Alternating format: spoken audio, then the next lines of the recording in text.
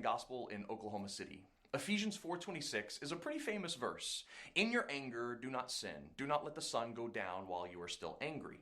In this passage, Paul is talking about how we should speak the truth in love to each other to keep us from falling into sin or false teaching. He says, be angry and do not sin. So Paul's giving us permission to be angry. But angry at what? And what kind of anger is he talking about?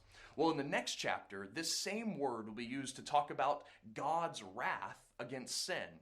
God is calling us to be angry at sin, to not tolerate it, to hate it, both in our lives and the lives of our brothers and sisters. But there's more here.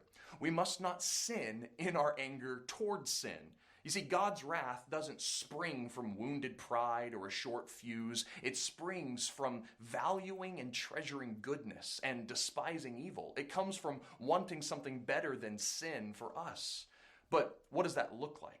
Well, obviously, it looks like the cross of Jesus. God was angry towards sin by punishing it on the cross, but he did so in the most loving, sinless way possible, by taking the punishment that we deserved. And there's one further caution in this passage about our anger.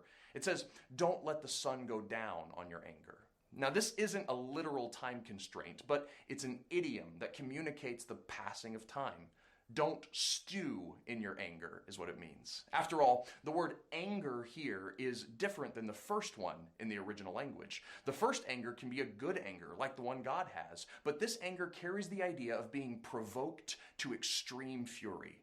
Don't let your hatred of sin turn into a hatred of a person or into a poison that turns you sour, vindictive, or grudge-holding. We must hate sin because Jesus died to save us from it. That cost is too high, but we must hate it in a loving way, like Jesus did on the cross. Otherwise, we will tear each other down in the very act of trying to build each other up.